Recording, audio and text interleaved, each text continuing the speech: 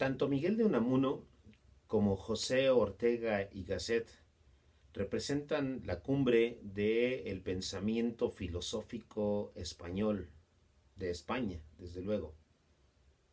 Ambos pensadores fueron contemporáneos, aunque Miguel de Unamuno un poco mayor respecto de Ortega y Gasset. Cuando Ortega y Gasset era un joven, Unamuno ya era un viejo. Y sin embargo, ambos se reconocían en su grandeza, pero también ambos tuvieron sus roces.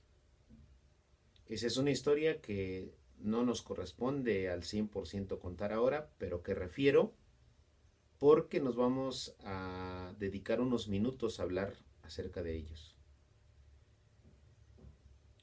Tanto Unamuno como Ortega fueron anteriores a filósofos como Heidegger, que es de quien hemos estado hablando en nuestro curso.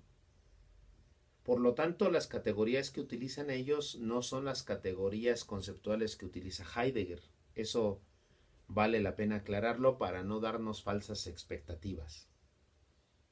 Pero eso no quiere decir que los temas y las preocupaciones que ellos pudieran haber tenido no se puedan anticipar y no se puedan considerar para entender un poquito lo que pasó después con Heidegger y con todos sus secuaces o todos sus seguidores.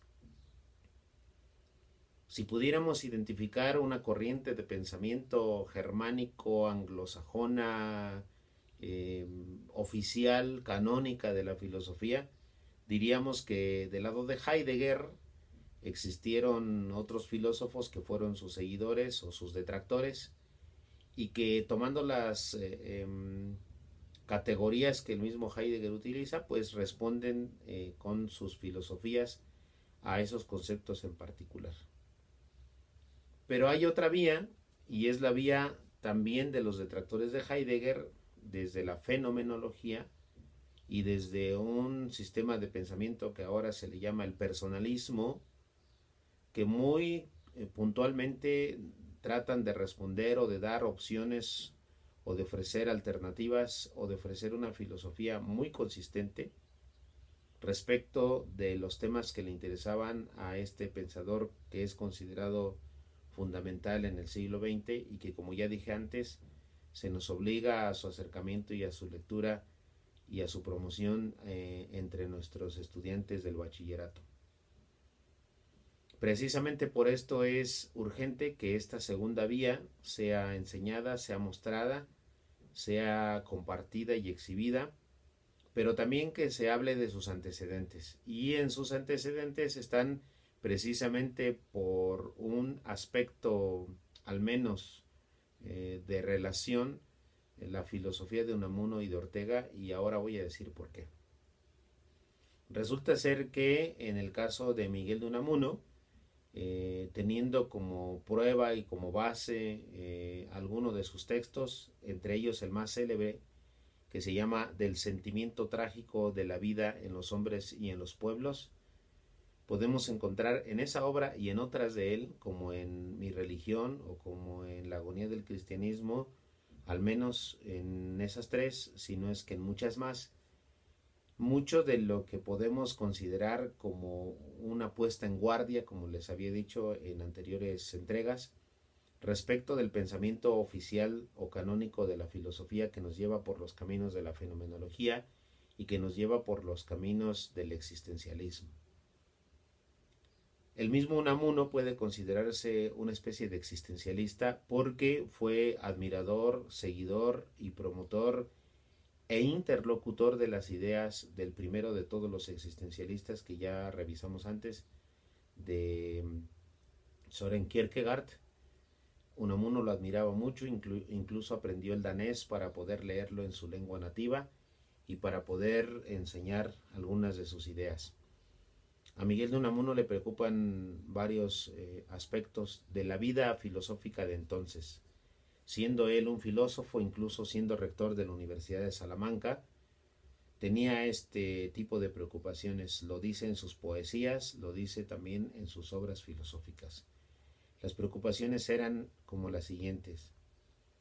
Si la filosofía que ha sido llevada por los caminos de la ciencia positiva, de la ciencia exacta, es una filosofía todavía válida para responder a las verdaderas preocupaciones del ser humano, a la vida del hombre, al hombre de carne y hueso. Así empieza el sentimiento trágico de la vida, pensando, hablando y suponiendo que el ser humano debía ser o debía tener un referente más bien, mmm, que le diera solvencia y que le diera capacidad de darle respuesta a sus más íntimas y a sus más apremiantes preocupaciones. La primera de ellas, el estar vivo, el saberse que es de carne y hueso, como ya le dije, como ya lo dije antes. El hombre de carne y huesos es la verdadera preocupación de Unamuno. Entonces, Unamuno la carga contra todo intelectualismo snob, contra todo intelectualismo banal, frívolo, contra todo el intelectualismo que se dedica mucho a pensar y poco a vivir, contra todo intelectualismo que pareciera darle vueltas al asunto de los temas más radicales o más supra sensibles y no a los asuntos de mayor importancia o mayor relevancia, sin caer tampoco en el otro extremo en este caso en el que cayó el marxismo, de suponer que todo tendría que ser praxis, praxis, praxis, praxis, praxis, praxis. Unamuno sabe que lo importante es primero entender la vida humana y no solamente entenderla a la luz del aquí y del ahora, sino entenderla a la luz de la sed de inmortalidad, a la luz de la sed de la eternidad. Y por eso en esa importante obra que les refiero, Unamuno explica una y otra vez, busca una y otra vez cómo agarrarse a la idea del no morir nunca, del no morir para nada, del ser inmortal, al mismo tiempo que le preocupan las cosas más características de la vida humana. Si hemos de pensar en una moral de Unamuno, es la moral de la entrega de sí mismo, la moral de la búsqueda de eternizarse con las propias obras.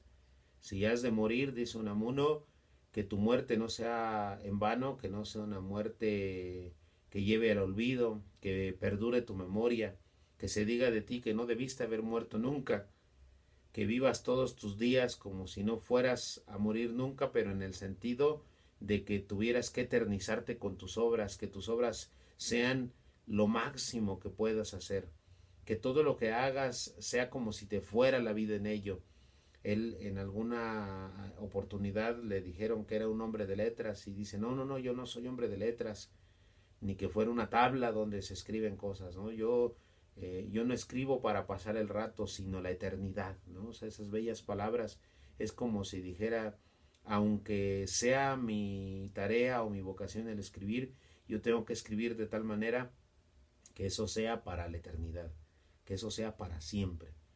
Esa es la moral de Unamuno, y ya que no tengo tiempo para exponer sus ideas en profundidad, solamente tengo que decir que si lo leyéramos antes de leer a Heidegger y antes de leer a los fenomenólogos, estaríamos ganando muchísimo terreno para saber y comprender muchas cosas de la vida.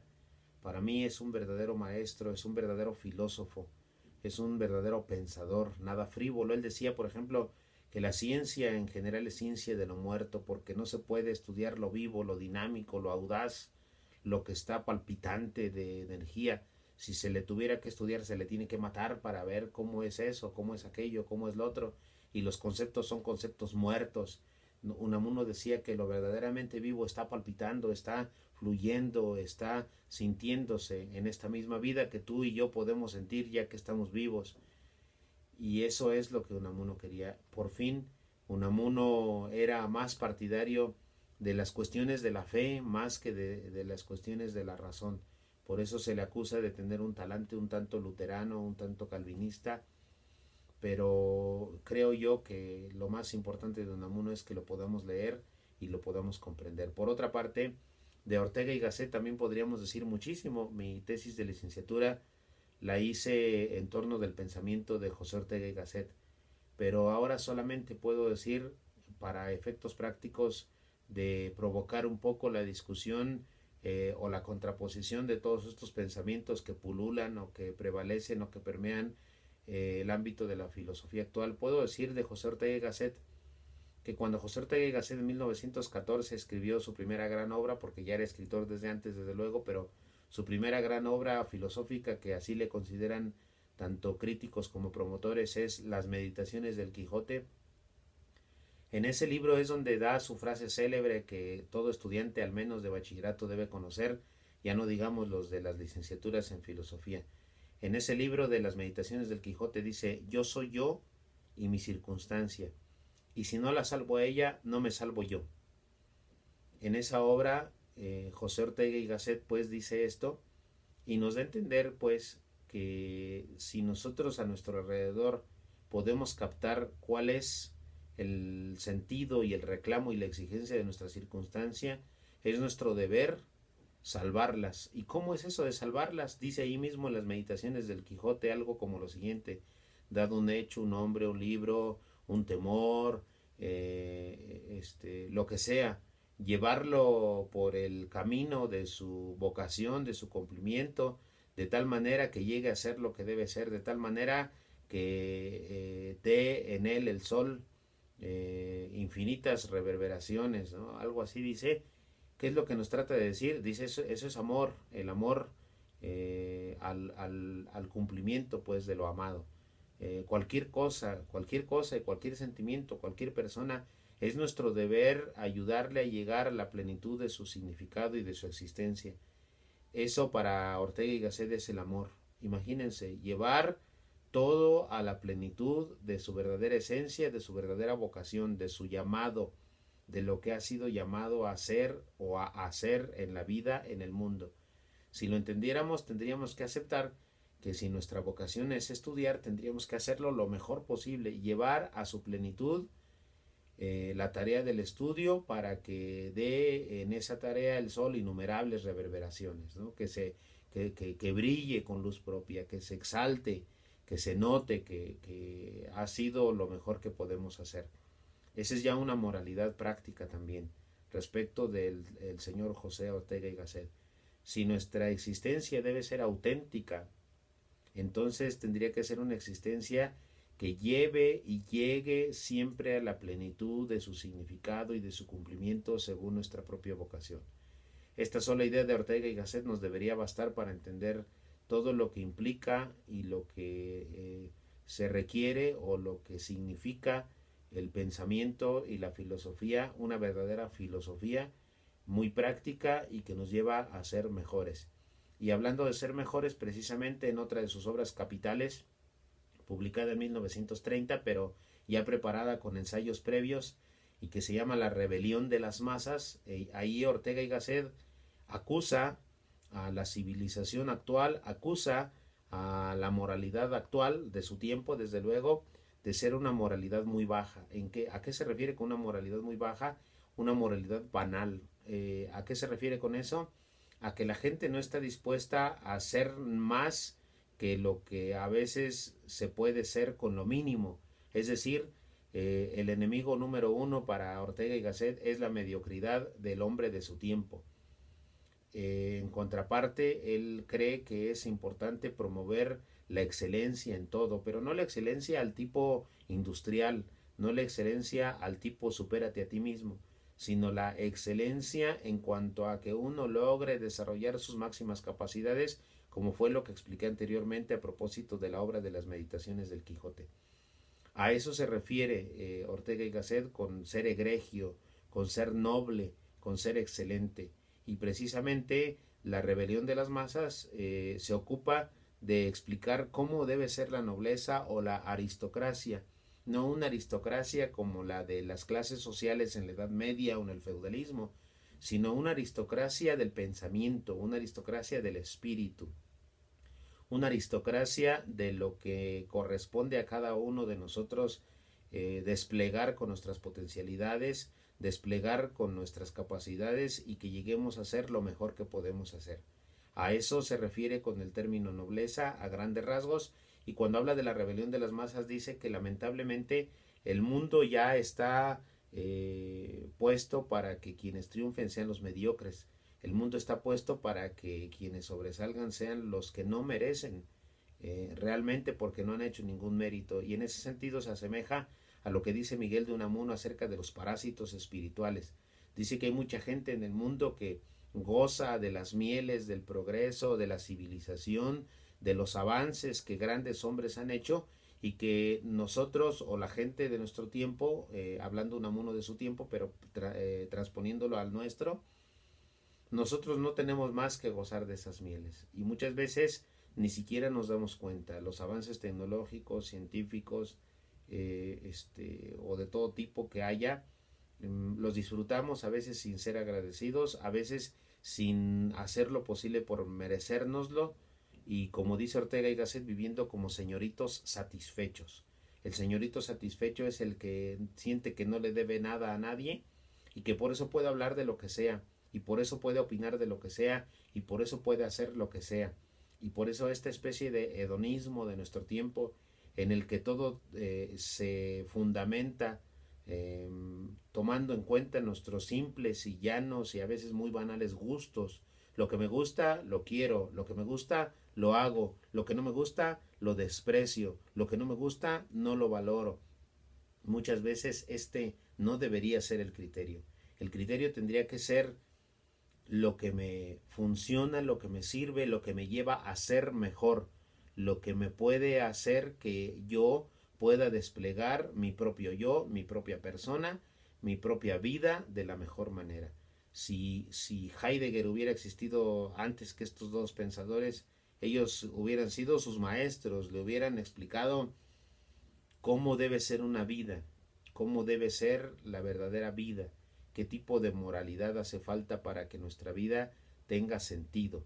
Ya no digamos si apelamos o no apelamos a lo divino, que eso es otro tema y que eso lo exploro yo, pero ya en mi tesis de maestría. Apelar a lo divino, como es lo que estamos tratando de leer con Remy Bragg en Lo propio del hombre, acerca de la legitimidad de la humanidad o del ser humano.